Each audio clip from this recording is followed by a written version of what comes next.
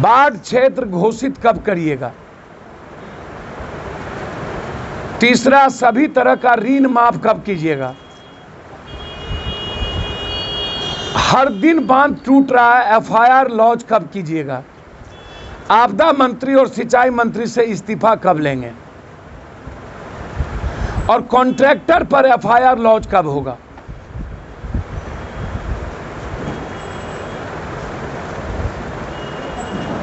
आपका पूरा मंत्रिमंडल और बिहार का एमएलए जनता के बीच कब जाकर के आंसू पोंछेंगे? आपने पहली बार ऐसा हुआ है कि जनता को, पूरे बिहार की जनता को मरने पर छोड़ दिया गया है।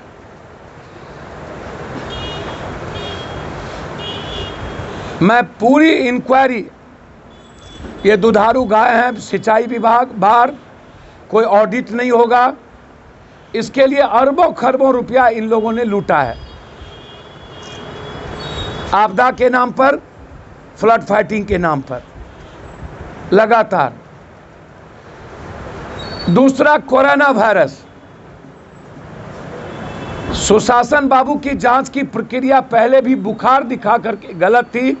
जीविका के द्वारा जो बुखार का टेस्ट था वही गलत था, जिसके चलते आज भारत में सबसे नंबर 1 पे बिहार डरी हुई है, सहमी हुई है और बर्बादी के किनारे पर है।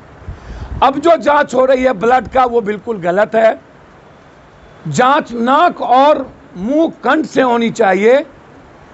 जांच की प्रक्रिया ही गलत है सुशासन की, और इस जांच को करके नीतीश बाबू अपनी संख्या को छुपा रही है। 60,000 जांच करेंगे, यह मामला सिर्फ चुनाव के लिए है कि 60 लाख लोग रोड पे हैं, 17 जिले प्रभावित हैं, और आप पूरी बाढ़ को ब्लैक आउट किए हुए हैं मीडिया, नेशनल मीडिया से। लगभग 40 लोग मर चुके हैं बाढ़ से।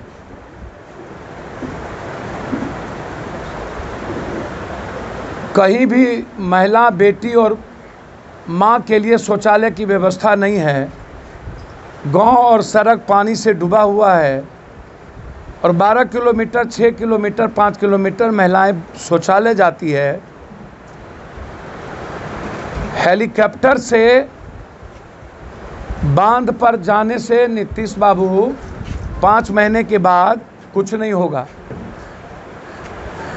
आप जो आंख में धूल झोंक रहे हैं कि अभी सितंबर तक पानी आएगा, आपको पता है कि कोसी और गंगा ये दोनों तबाही पैदा करने वाली है, और आप पहले ही पल्ला झाड़ना चाहते हैं। हम सुशासन और विपक्ष दोनों से आग्रह करेंगे कि बिना कलेक्टर लॉलेस करके, बिना गार्ड के, जिस डेंगी पर लोग मर रहे हैं उस डेंगी पर पूरा का पूरा कैबिनेट 72 घंटा बिताएं। बिना जनरेटर, बिना चापाकल, बिना राशन, बिना मेडिकल कैंप के, पन्नी के नीचे पूरा परिवार और पूरा कैबिनेट ये बिताएं। हवाई जहाज और लॉ लश्कर से ना जाएं, कलेक्टर से ना जाएं। यह सरकार आपदा के नाम पर अरबों इनके पदाधिकारी लूट चुके हैं। मैं सरकार से मांग करता हूं, 1.25 महीने के अंदर आपदा में जितनी पैसे आपने खर्च की और जितना आप कैंप लगाए हैं उसका वीडियो वायरल कीजिए, जनता के बीच लाइए। तो कौन कोरोना से मर रहा है, कौन बगैर कोरोना से मर रहा है, यह बिल्कुल गौन हो चुका, और इसमें सुशासन बाबू की भूमिका बहुत ही गलत है।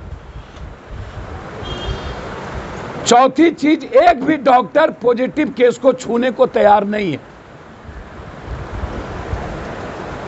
क्योंकि डॉक्टर को कोई सुविधा सुशासन बाबू नहीं दे रहे। पूरा बिहार आज कोरोना वायरस बाढ़ से डरी और सहमी है, लेकिन पूरी मंत्रिमंडल क्वारंटाइन है। पूरा मंत्रिमंडल बिहार की जनता को मरने पर मजबूर कर दिया है।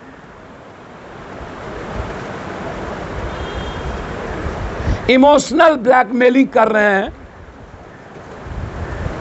डबल इंजन की सरकार होने के बाद अभी तक बाढ़ में केंद्रीय टीम नहीं पहुंची और न ही दिल्ली ने बिहार के 60 लाख लोगों के लिए कोई घोषणा किया। काहे? क्या बिहार पाकिस्तान में है? क्या बिहार नेपाल में है? क्या बिहार बांग्लादेश में है?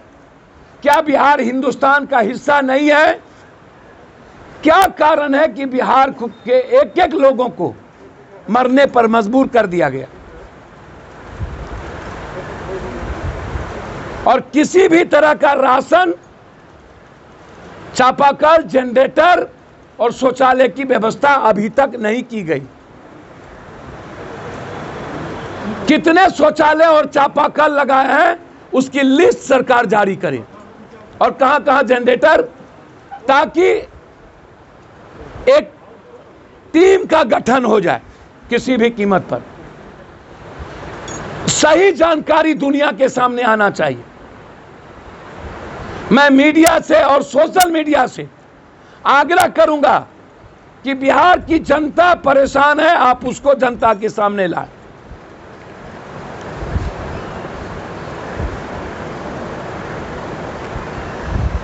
तीसरी चीज, अंतिम, लगातार अपराधी और बलात्कारियों का मनोबल। 2.5 साल के बच्ची का बलात्कार कमतौल दरभंगा में, 3 साल बच्ची का बलात्कार बेतिया के मंझोलिया में, और लगातार अपराधियों के द्वारा गोली मारना। बलिया में अभी बाप बेटे प्रकाश मिश्रा और क्या बाप बेटे को गोली मार दिया अपराधियों ने केस उठाने के कारण। दरियापुर में एक एमएलए के गुंडों लगातार दलितों पर फायरिंग करके 2 को गोली मार दी गई, एक महतो परिवार को मार के अस्पताल कर दिया गया। वहां के कमजोर तबके के लोगों को एमएलए के गुंडे ने लड़कियों को छेड़खानी करवाया और कोई कार्रवाई अभी तक नहीं हुई। कोरोना वायरस, बाढ़ और अपराध, इन तीनों से बिहार की जनता मौत के साये में जी रही है। हम दरियापुर के मामले को इंक्वायरी चाहते हैं एसआईटी से, बेगूसराय, और दोनों बलात्कार में पॉस्को एक्ट लगाकर 6 महीने के अंदर सजा,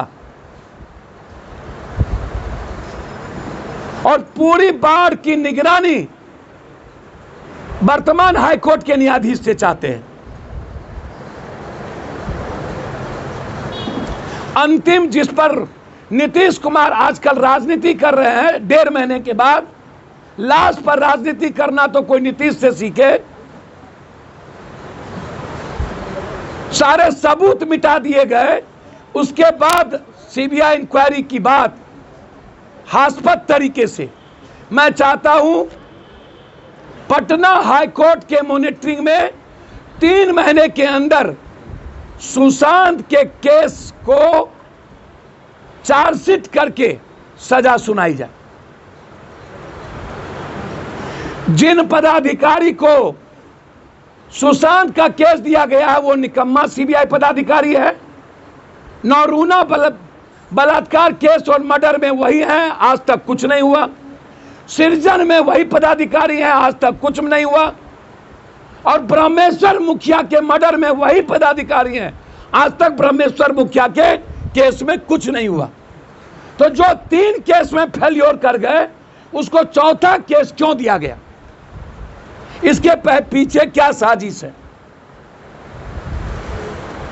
मेरा आरोप है अभी कोई चुनाव की बात नहीं है, अभी बिहार और बिहारियों को बचाने की बात है। उसमें बाढ़, कोरोना और अपराध मेरा तीसरा मुद्दा है। चुनाव बाद में देखें। सर, क्या आप चाहते हैं ये कोविड-19 में वो इलेक्शन हो? जब 40% लोग निकलेंगे ही नहीं और वर्चुअल डिजिटल रैली 20% ही लोग देखेंगे, तो डेमोक्रेसी जिंदा कैसे रहेगी? लोग डरी हुई है, उसमें आप चुनाव करेंगे तो लोकतंत्र को जिंदा रख पाएंगे? बिना जनतंत्र की भूमिका को, लोकतंत्र को कौन बचाएगा? आपके द्वारा क्या कदम उठाया जाएगा अगर ये लोग मांग करते हैं चुनाव के लिए? सर मेरा साफ है, हम लोग चाहते हैं कि जैसे कॉमन चुनाव होता है उस माहौल में चुनाव हो और हमारी बात जनता सुने और हम जनता को समझे, तभी ना कोई जनप्रतिनिधि का चयन होगा। बैक दरवाजे और पैसे के बदौलत ये कब तक जनता और बिहार को बर्बाद करेंगे?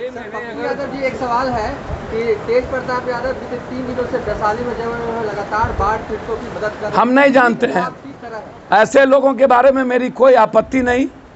अच्छा काम करे वो जनता तय करेगी किसी के बारे में, और दुनिया देख चुकी है 30 सालों के इतिहास का और इन 5 सालों के इतिहास का बेमौसम बरसात के बारे में मेरा कुछ नहीं कहना।